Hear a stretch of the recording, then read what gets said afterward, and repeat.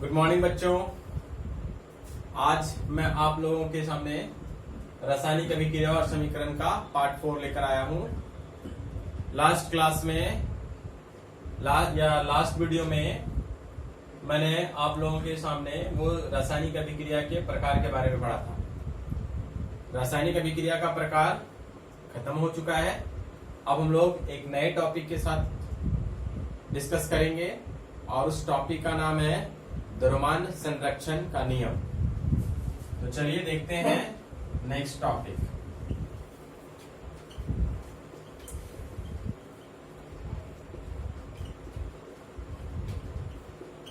चलिए, द्रव्यमान संरक्षण का नियम, यह हमारा आज का टॉपिक है। द्रव्यमान संरक्षण का नियम क्या होता है? जब कभी कोई रासायनिक अभिक्रिया होता है तो हम जानते हैं कि रासायनिक अभिक्रिया किन्हीं दो पदार्थों के बीच में होता है। तो अगर हम किसी दो अलग अलग पदार्थों को एक साथ अभिक्रिया करवाते हैं तो उससे कोई नया पदार्थ बनता है। तो जो नया पदार्थ बनेगा उस पदार्थ की मात्रा जो अभिकारक, जितना अभिकारक हमने लिया है और अभिक्रिया करवाया है उसी के बराबर होगा। यानी कहने का मतलब ये हुआ है कि हम जितना पदार्थ का अभिक्रिया करवाएंगे उत्पाद उतना ही बनेगा। तो इसको हम लोग कहते हैं द्रव्यमान संरक्षण का नियम। यानी कि हम ये भी कह सकते हैं कि रासायनिक अभिक्रिया में क्या होता है, किसी भी पदार्थ का ना तो निर्माण होता है और ना ही विनाश होता है। तो चलिए अब हम इसको परिभाषित करते हैं और कुछ उदाहरण के साथ समझने की कोशिश करेंगे। आप लोगों को अच्छे से समझ में आएगा।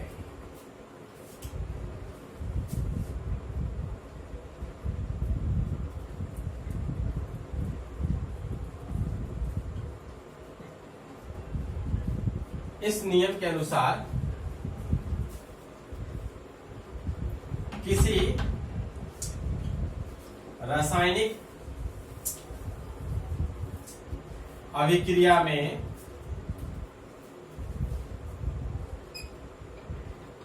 पदार्थों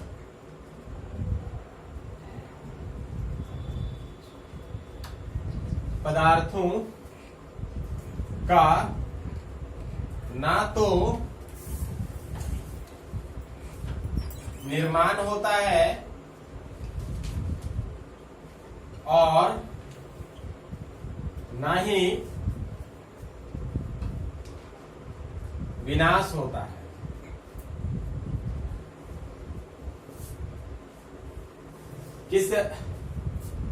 किसकी बात किया जा रहा है? द्रव्यमान संरक्षण का नियम। इस नियम के अनुसार किसी रासायनिक अभिक्रिया में पदार्थों का ना तो निर्माण होता है और ना ही विनाश होता है। जैसे मैं आपको उदाहरण के तौर पर समझाऊं, एक छोटा सा एग्जांपल लेता हूं, आसान सा एग्जांपल लेता हूं।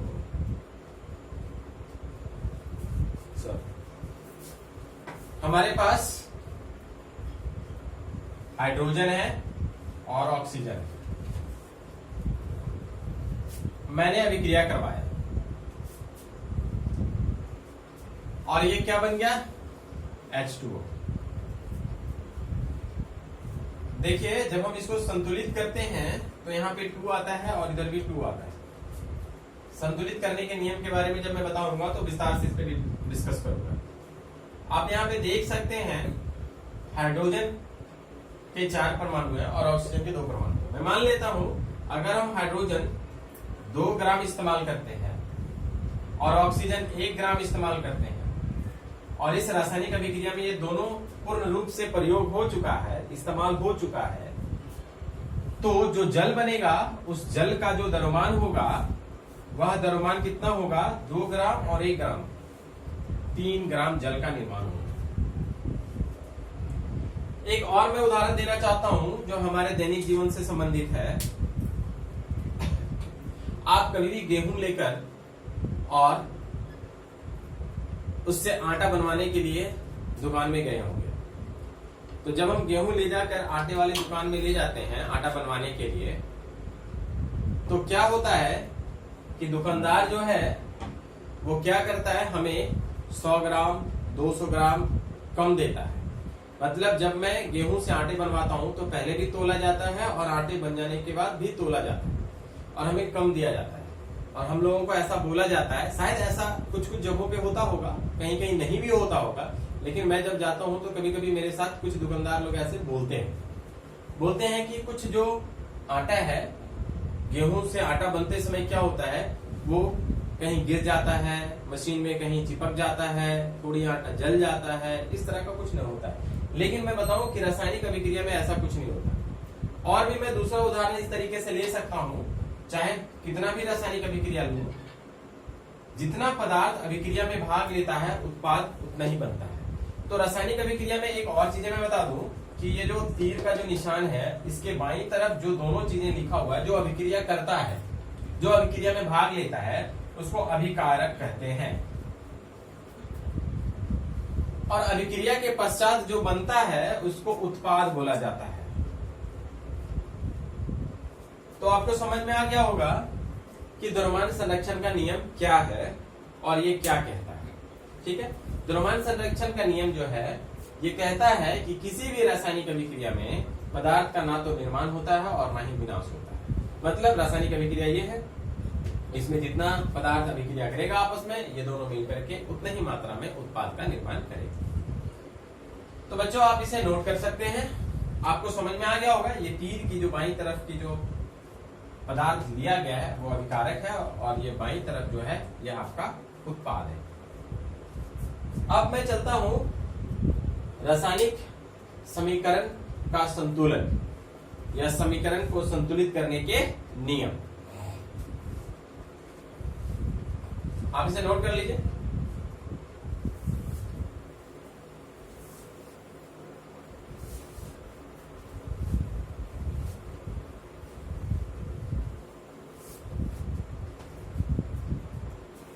तो बच्चों अब नेक्स्ट टॉपिक है हमारा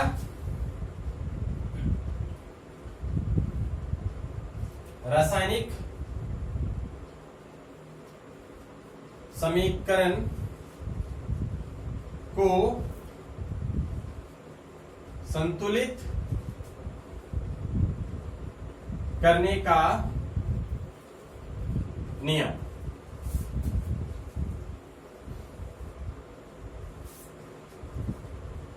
सबसे पहले मैं आपको बात बताऊं कि कोई एक रासायनिक समीकरण है और उस रासायनिक समीकरण को हम संतुलित क्यों करते हैं।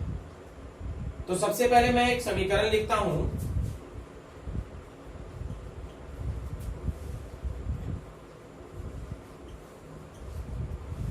ये समीकरण आपको दिख रहा है।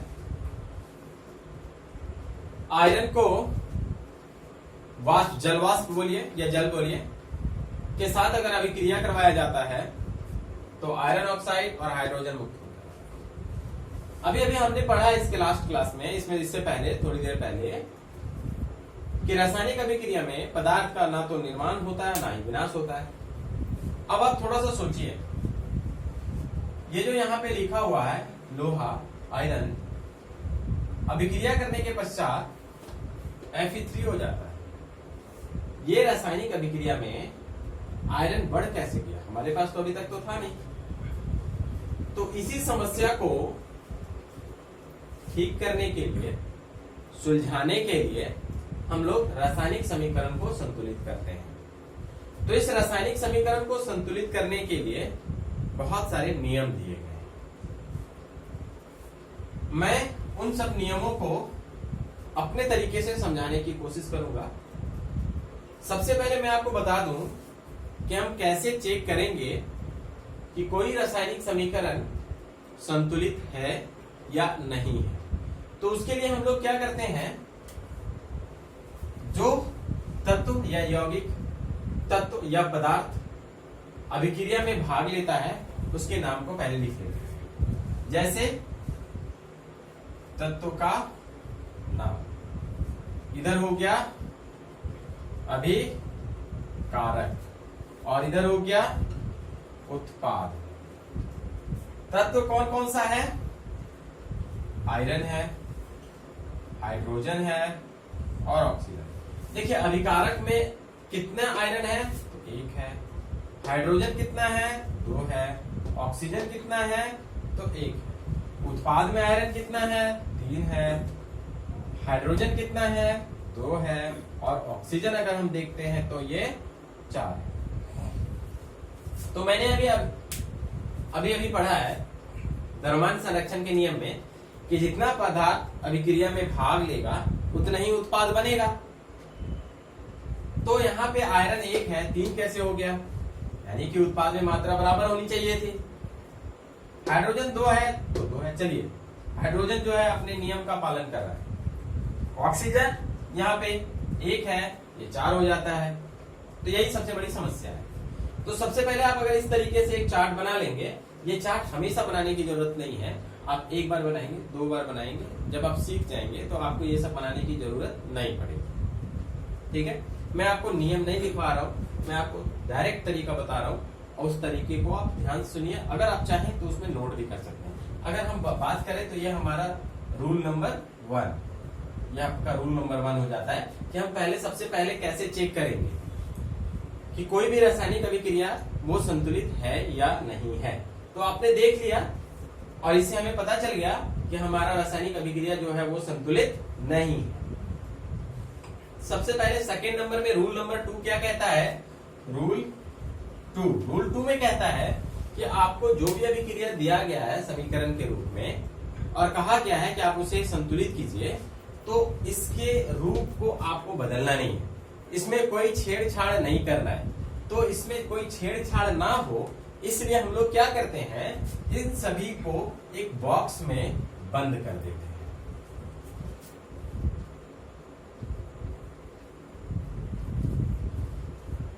थर्ड रूल नंबर में आपका क्या होता है?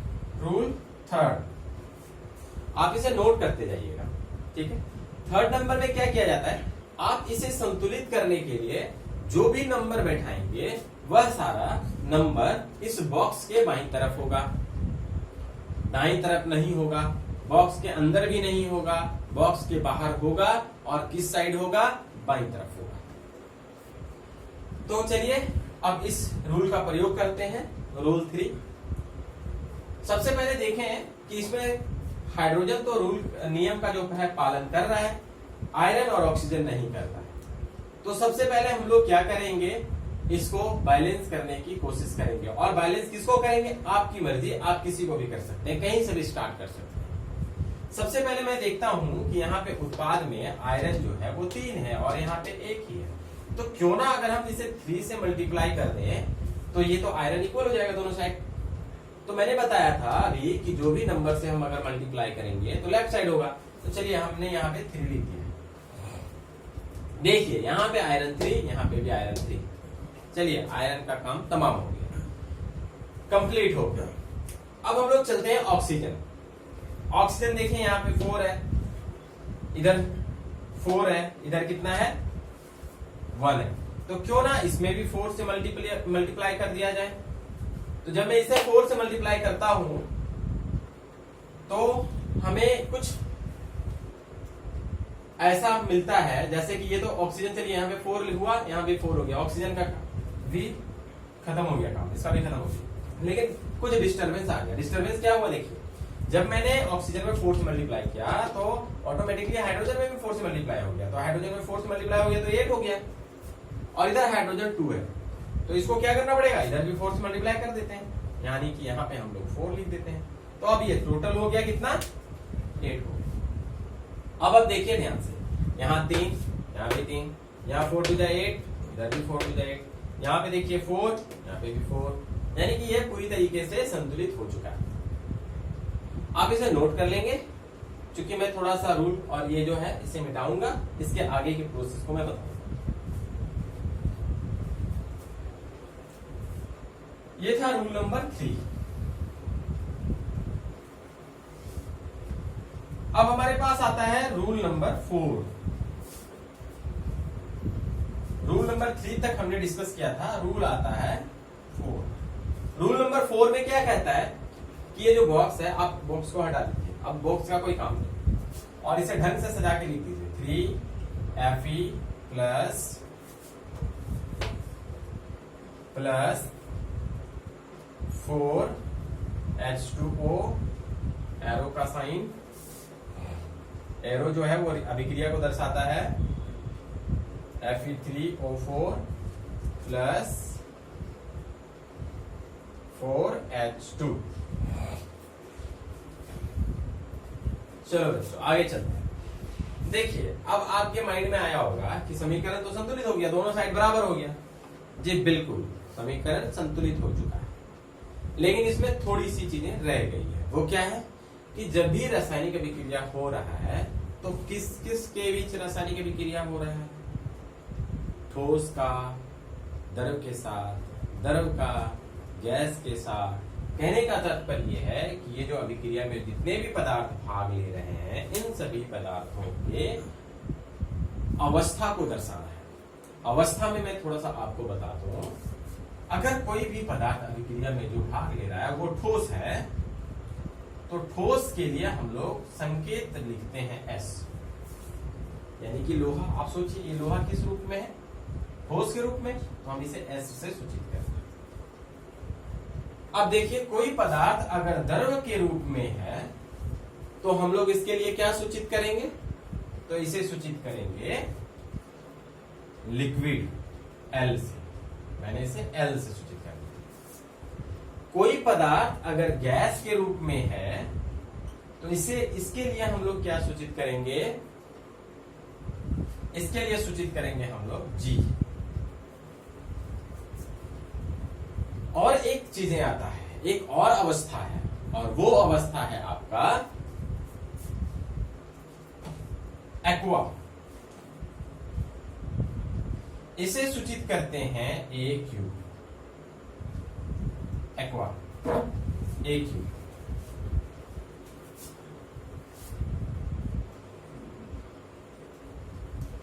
चलिए आपको ये भी समझ में आ गया होगा, ठोस, द्रव, गैस, एक्वा समझ में नहीं आया होगा। आप यहाँ देखिए हाइड्रोजन है, यह हाइड्रोजन जो होता है गैस की अवस्था में होता है, हम यहाँ पे गैस लिखे। आयरन ऑक्साइड, आपको थोड़ा डाउट होगा आयरन ऑक्साइड क्या है, तो मैं आयरन ऑक्साइड बता दूं, जब हम लोहे को लंबे समय तक खुले वायु में या जल में छोड़ दिया जाता है तो इसके ऊपर एक परत बन जाता है, भूरे रंग की परत बन जाती है, और वह परत कैसा होता है? ठोस होता है।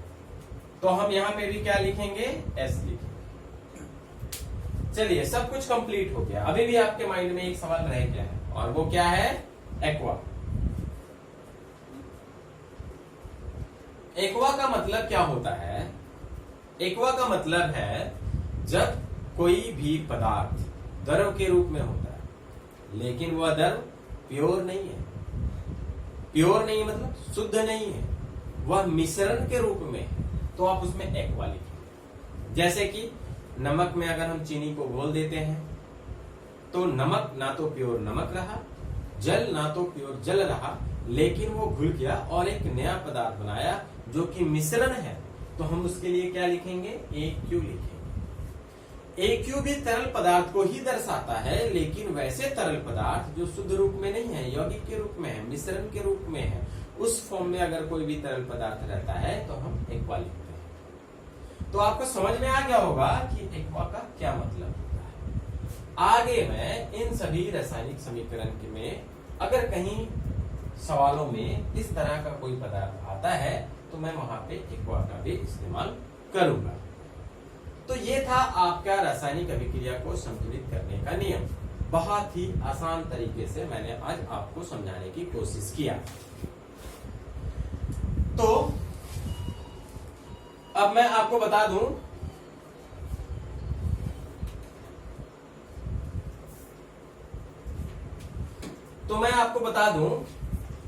कि अगर आपके माइंड में कोई डाउट रह गया होगा तो एक और उदाहरण लेता हूं और उसके द्वारा आपको समझाने की कोशिश करता हूं। चलिए, तो आप इसे नोट कर लीजिए, मैं इसे मिटा देता हूं।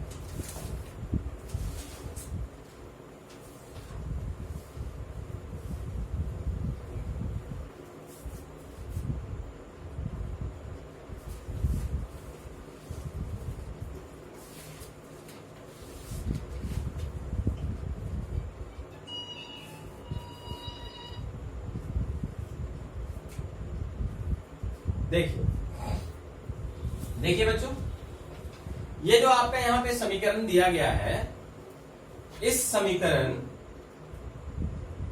में सबसे पहले चेक करना है। लेकिन जो मैंने रूल बताया अभी तक आप लोगों को, जरूरी नहीं है उस सारे रूल को फॉलो करना है, उस रूल को आप माइंड में भी इस्तेमाल कर सकते हैं। तो सबसे पहले मैं बता दूं कि यहाँ पे देखिए आपका बेरियम है, यहाँ पे बेरियम है, यहाँ पे सिंगल, यहाँ पे भी सिंगल। चलिए, बेरियम रूल का पक्का फॉलोवर है, अच्छे से नियम का पालन कर रहा है।